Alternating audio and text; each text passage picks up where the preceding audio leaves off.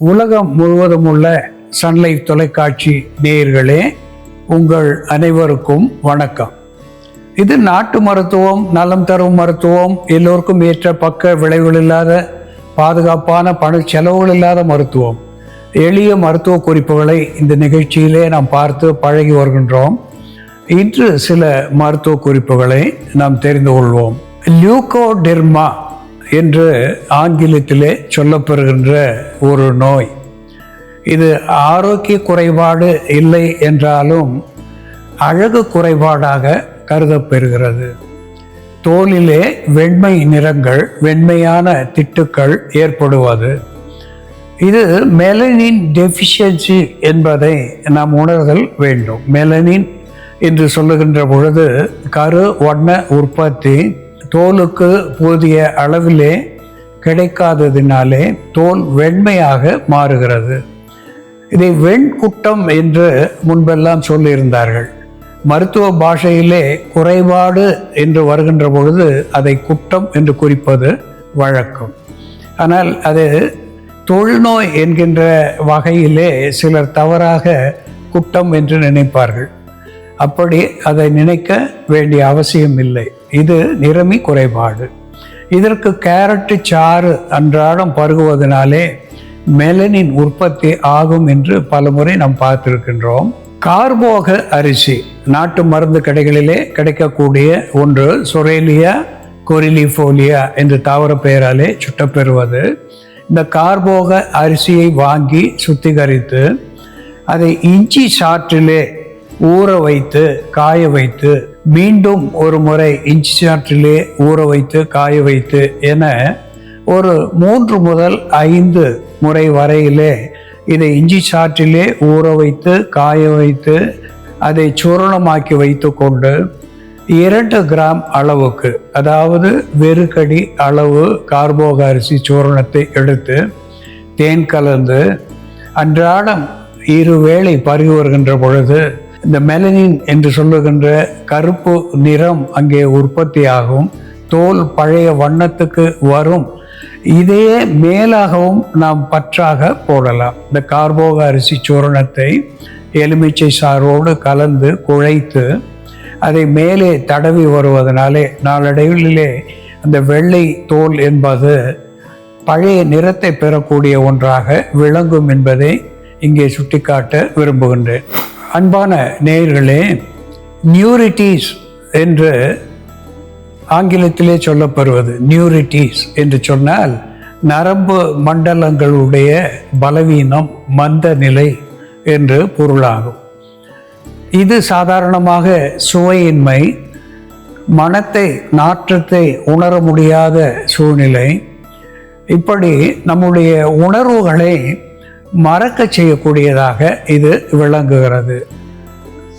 இது முகர்ந்தால் வாசனை தெரியாது, சுவைக்கின்ற பொழுது சுவை தெரியாது என்கின்ற நிலை நியூரிட்டிஸ் என்று சொல்லுவார்கள். இதற்கு சாதாரணமாக சோயா மில்க் என்று சொல்லுகின்ற பால், சோயா பீன்ஸ் என்று சொல்லுகின்ற விதையிலே இருந்து எடுக்கப்பட்ட பால் நாட்டு மருந்து கடைகளிலே கிடைக்கக்கூடிய ஒன்றாக விளங்குகிறது. இந்த 1 கப் சோயா பால் வாங்கி அதிலே 1 தேக்கரண்டி அளவு தேன் சேர்த்து 1 மண்டலம் 2 வேளை அல்லது இரவு படுக்க புகுமுன் 1 வேளை என்று பருகி வருகின்ற போது இது நியூரிட்டிஸ் என்று சொல்லுகின்ற நரம்பு முடிச்சுகளுடைய உணர்வின்மையை போக்கக்கூடிய ஒன்றாக விளங்குகிறது. இதில் விட்டமின் B1 செறிந்து இருக்கிறது. நரம்பு மண்டலங்களுக்கு பலம் தருகிறது. லெசித்தின் என்று சொல்லுகின்ற ஒரு ஆன்டி ஆக்சிடென்ட் இதிலே மிகுதியாக விளங்குகிறது. இது நரம்புகளை பற்றிய நோய்களை போக்கக்கூடியதாக விளங்குகிறது.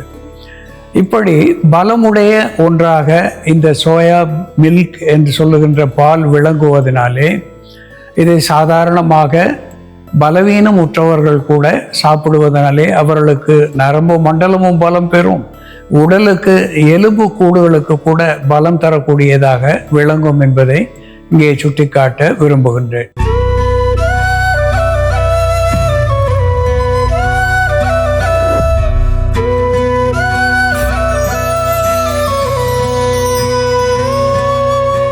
அன்பான நேயர்களே, வயிற்று பிரச்சனைகள், சுவாச பிரச்சனைகள், இதய சம்பந்தமான குற்றங்கள் அத்துணைக்கும் சேர்ந்தாற் போல ஒரு எளிய மருத்துவத்தை நாம் இன்று பார்க்க இருக்கின்றோம்.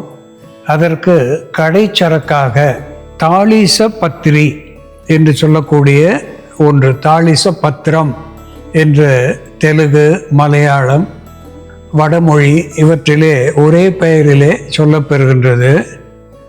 இந்த தாளிச பத்திரியோடு அரிசி திப்பிலி, பிப்பர் லாங்கம் என்று சொல்லக்கூடிய அரிசி திப்பிலி, இந்த இரண்டுமே ஒரு டீகன்ஜஸ்டன்ட் என்கின்ற வகையிலே பணி செய்து சளியை கரைக்கக்கூடிய ஒன்றாக திகழ்கிறது. சுவாச பாதையை சீர் செய்கிறது, அடைப்புகளை வெளித்தள்ளக்கூடியதாக விளங்குகிறது. மியூக்கோ ப்ரூலண்ட் என்கின்ற வகையிலே மியூக்கஸ் என்று சொல்லுகின்ற அடர்த்தியான சளியை கரைத்து வெளித்தள்ளக்கூடியதாக இது விளங்குகிறது. அதனோடு அல்பினியா கேலங்கா என்று சொல்லக்கூடிய சித்தரத்தை சற்று காரமுடையதாக இருந்தாலும் வயிற்றுக்கு புண்களை உண்டாக்காத ஒரு மருந்தாக விளங்குகிறது. சளியை கரைக்கிறது, உடலுக்கு உஷ்ணத்தை கூட்டுகிறது, பித்தத்தை குறைக்கிறது, பசியை தூண்டுகிறது, ருசியை தரக்கூடியதாக விளங்குகிறது. இதனோடு ஜிஞ்சிபர் அஃபிஷினேல் என்று சொல்லக்கூடிய சுக்கை தோல் நீக்கிவிட்டு நாம் பயன்படுத்த வேண்டும். இந்த சுக்கை சேர்க்கின்ற நிலையிலே அது வாயுவை போக்கக்கூடிய ஒன்றாக antibacterial, antifungal, antimicrobial, anti inflammatory, analgesic என்கின்ற மருத்துவ குணத்தை பெற்றிருக்கிறது. அதோடு கூட இது ஒரு கார்பனேட்டிவ் என்கின்ற வகையிலே அகட்டு வாயு அகற்றியாக சுக்கு பயன் தருகிறது என்பதையும் நாம் மறுத்தல் ஆகாது. இதனோடு மூக்கியா மதராசப்பட்டனா என்று தாவர பெயராலே சுட்டப்பெறுவது முசுக்கை. இந்த முசுக்கை ஒரு அற்புதமான டீகன்ஜஸ்டன்ட் என்கின்ற வகையிலே இருமலை போக்கக்கூடியதாக விளங்குகிறது. பீனிசம் என்று சொல்லக்கூடிய மூக்கொழுக்கை போக்கக்கூடியதாக விளங்குகிறது. நுரையீரலை பற்றிய சளியை கரைத்து வெளித்தள்ளக்கூடியதாக விளங்குகிறது. இதை உணவாகவோ மருந்தாகவோ பயன்படுத்துகின்ற பொழுது வயிற்றில் இருக்கின்ற நுண்கிருமிகளை போக்கக்கூடிய ஒன்றாக திகழ்கிறது. இதனோடு ஓசிமம் சாங்டம் என்று சொல்லுகின்ற துளசி, பிருந்தா என்ற வடமொழி பெயரை பெற்றிருக்கிறது.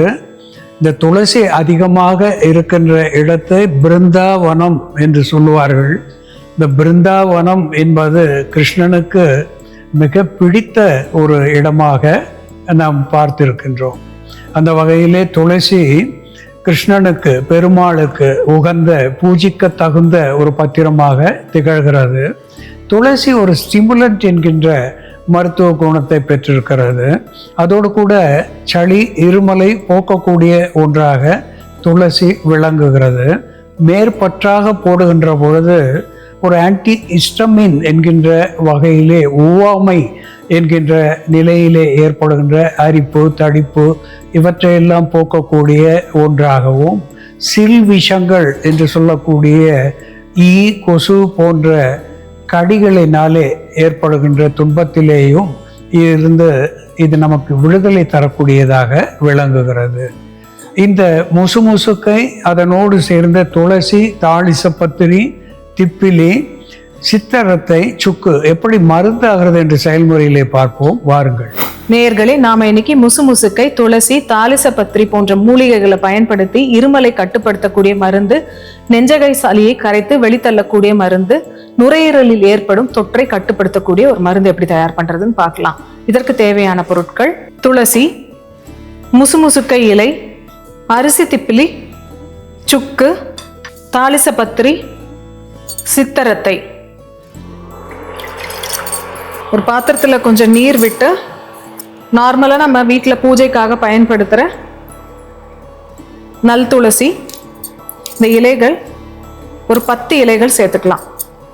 தொண்டையில் ஏற்படக்கூடிய கரகரப்பை சரி செய்யக்கூடிய மருந்தா துளசி இருக்கும். அதே மாதிரி கபத்தை கட்டுப்படுத்தக்கூடிய மருந்தா, உடலுக்கு உஷ்ணத்தை சேர்க்கக்கூடிய மருந்தா இருக்கிறதுனால நம்ம துளசி சேர்க்கிறோம். அதோட முசுமுசுக்கை, நுரையீரல்ல ஏற்படக்கூடிய தொற்றுகளை கட்டுப்படுத்தக்கூடிய மருந்து, கிருமி தொற்று இருந்தாலும் சரி அவற்றை சரி செய்யக்கூடிய மருந்தா முசுமுசுக்கை இருக்கிறதுனால இது சேர்க்கிறோம். நம்ம வாரம் ஒரு முறை கோல்டு சீசன்ல, மழைக்காலத்துல பனிக்காலத்துல தான் வாரத்துக்கு ஒரு முறை முசுமுசுக்கை இலைய பச்சரிசியோட சேர்த்து அடையா சேர்த்து சாப்பிட்டோம்னா, பச்சரிசியோட சேர்த்து அடையா செஞ்சு சாப்பிட்டோம்னா சளி சேராம பார்த்துக்கும். அதே போல முசுமுசுக்கை இலையை நம்ம கஷாயமும் இட்டு குடிக்கலாம். ஜஸ்ட் முசுமுசுக்கை இலை மற்றும் மிளகு சேர்த்து வாரம் ஒரு முறை கஷாயம் குடிச்சிட்டு வந்தாலும் நுரையீரல் தொற்றுகள் வராம தடுக்கக்கூடிய ஒரு பிரிவென்டிவ் மருந்தா இது இருக்கும். முசுமுசுக்கை இலை சேர்த்துக்கலாம்.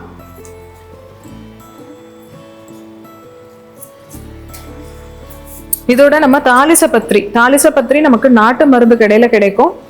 இது கபத்தை கட்டுப்படுத்தக்கூடிய மருந்தா இருக்கிறதுனால, கபத்தை இலகி வெளித்தள்ளக்கூடிய மருந்தா இருக்கிறதுனால இதை சேர்க்கிறோம். அதே போல அலர்ஜியை கட்டுப்படுத்தக்கூடிய மருந்தாவும் இது செயல்படும். ஒவ்வாமையினால வரக்கூடிய பிரச்சனைகளும் இந்த தாலிசப்பத்திரி எடுக்கும்போது சரியாகும். இதோட நம்ம திப்பிலி பொடி, அரிசி திப்பிலி பொடி ஒரு 1/4 தேக்கரண்டி அளவு சேர்த்துக்கலாம். நுரையீரல் பாதையில, சுவாச பாதையில ஏற்படக்கூடிய இறுக்கத்தை போக்கி தளர்வை உண்டாக்கி சுவாசத்தை அதிகப்படுத்தக்கூடிய ஒரு மருந்தா இந்த திப்பிலி இருக்கு. சித்தரத்தை கொஞ்சமா சேர்த்துக்கலாம். சித்தரத்தையும் திப்பிலிக்கு இருக்கிற அதே பண்புகள் இருக்கு. இதெல்லாம் சேர்த்து நம்ம கஷாயமாக்கி குடிச்சிட்டு வரும் பொழுது நமக்கு தொற்றுனால இருமல் ஏற்பட்டாலும் சரி அல்லது அலர்ஜினால இருமல் ஏற்பட்டாலும் சரி, தொடர் இருமல், மூஃபிங் காஃப்னு சொல்லுவாங்க, அந்த மாதிரி இருக்கக்கூடிய இருமலுக்கும் நம்ம இதை மருந்தா பயன்படுத்திட்டு வரும் பொழுது இது தொண்டைக்கு ஒரு இதமான உணர்வை கொடுக்கும். அங்க இருக்கக்கூடிய இரிட்டேஷன் கம்மியாகும். சுவாச பாதையில இருக்கக்கூடிய இறுக்கம் கம்மியாயிட்டு நமக்கு நல்ல ஒரு பிராங்கோ டயலேட்டரா இது செயல்படும். இதுல இருக்கக்கூடிய மருந்துகளுக்கு எல்லாமே சிறுநீரை அதிகப்படுத்தக்கூடிய குணமும் இருக்கிறதுனால இந்த மருந்து எடுக்கும் பொழுது கொஞ்சம் அதிகமா சிறுநீர் கழிகிற மாதிரி இருக்கும். உடல்ல இருக்கக்கூடிய அதிகப்படியான கபத்தை சிறுநீர் மூலியமாவும் இந்த மருந்து வெளியில தள்ளும். இந்த மருந்து குடிச்சதும் கொஞ்ச நேரத்துல நமக்கு வியர்க்கும். நமக்கு காய்ச்சல் மருந்து எப்படி எடுத்தா காய்ச்சல் விடும்போது வியர்க்குதோ அந்த மாதிரி கொஞ்சம் அதிகமா வியர்வையும் இருக்கும்.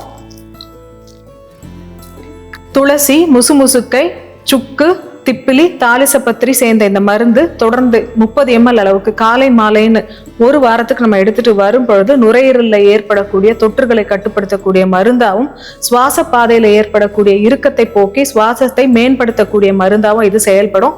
தொடர் இருமலுக்கும் இதை நம்ம மருந்தா பயன்படுத்தலாம். அன்பான நேயர்களே, ஏபிஸ் ஸ்பெக்டாபிலிஸ் என்று தாவர பெயராலே சுட்டப்பெறுவது தாலிசப்பத்திரி. தாலிசப்பத்திரம் என்று பல மொழிகளிலே சொல்லப்பெறுகின்ற ஒன்று. இந்த தாலிசப்பத்திரியோடு அரிசி திப்பிலி, பிப்பர் லாங்கம் என்பதை நாம் இங்கே சேர்க்கின்றோம். அதனோடு ஜிஞ்சிவர் அஃபிஷினேல் என்று சொல்லக்கூடிய சுக்கு பொடியை நாம் சேர்க்கின்றோம். அதனோடு அல்பினியா கேலங்கா என்று சொல்லக்கூடிய சித்தரத்தை. இந்த 4மே, தாலிசப்பத்திரியும் சரி, அரிசி திப்பிலியும் சரி, சுக்கு, அதனோடு சித்தரத்தை, இவை 4மே ஒரே மருத்துவ பயனை நமக்கு தரக்கூடியதாக விளங்குகிறது. குறிப்பாக எக்ஸ்பெக்டோரண்ட் என்கின்ற வகையிலே சளியை கரைத்து வெளித்தள்ளக்கூடியதாக விளங்குகிறது. ஸ்டொமாச்சிக் என்று சொல்லக்கூடிய நிலையிலே வயிற்று கோளாறுகள் அத்துணையும் போக்கக்கூடியதாக, வாயு பொறுமல், செரிமானமின்மை, வயிற்றுப்போக்கு, வயிற்று வலி இவற்றையெல்லாம் போக்கக்கூடிய ஒன்றாக விளங்குகிறது. கார்பினேட்டிவ் என்கின்ற வகையிலே அகட்டு வாயு அகற்றியாக விளங்குகிறது. டானிக் என்கின்ற வகையிலே உடலுக்கு உரமூட்டியாக திகழ்கிறது. இவற்றோடு இந்த கடை சரக்குகளோடு முசுமுசுக்கை சேருகின்ற பொழுது, துளசி சேருகின்ற பொழுது இதற்கு ஒரு நல்ல ஊட்டச்சத்துவமான மருந்தாக, துணை செய்யும் மருந்தாக இந்த துளசியும் முசுமுசுக்கையும் விளங்குகிறது. இவை 6ஐயும் சேர்த்து நாம் மருந்தாக்கி இங்கே வைத்திருக்கின்றோம் ஒரு பானமாக. இதை 2 வேளை, அந்தி சந்தி என்று 2 வேளை பருகுகின்ற பொழுது எந்த பருவ மாற்றத்தினாலே ஏற்பட்ட நோயாக இருந்தாலும் சரி, குறிப்பாக மழைக்காலங்களிலே வருகின்ற இருமல், சளி, நுரையீரலை பற்றிய நோய்கள், வயிற்றை பற்றிய நோய்கள், நீரினாலே ஏற்படுகின்ற டைஃபாய்டு போன்ற நோய்களுக்கு இந்த பானம் ஒரு அற்புதமான மருந்தாகி பயன் தருகிறது. பசியை தூண்டுகிறது, உடலுக்கு பலம் தருகிறது, வயிற்று பிரச்சனைகளை வேறு இருக்கிறது, வயிற்றுப்போக்கை நிறுத்துகிறது. இப்படி சளி இருமலை போக்கி சுவாசத்தையும் சீர் செய்கிறது. இது போல ஒரு உன்னதமான உறுப்புகளுக்கு பலம் தரக்கூடிய, நலம் தரக்கூடிய ஒரு மருந்தாக இந்த முசுமுசுக்கை, அதனோடு சேருகின்ற துளசி, தாளிசப்பத்திரி, சித்திரத்தை, சுக்கு இதற்கு ஒரு மருந்தாக விளங்கி நமக்கு அற்புதமான ஆரோக்கியத்தை தரக்கூடியதாக திகழ்கிறது என்பதை மறத்தல் ஆகாது. அன்பான நேயர்களே, முசுமுசுக்கை முதலாக சித்திரத்தை ஈராக எப்படி நாம் மருந்தாகிறது என்று நாம் பார்த்து தெரிந்து கொண்டோம். இது போல வேறு ஒரு மருத்துவ குறிப்போடு நாம் மீண்டும் சந்திப்போம். நன்றி, வணக்கம்.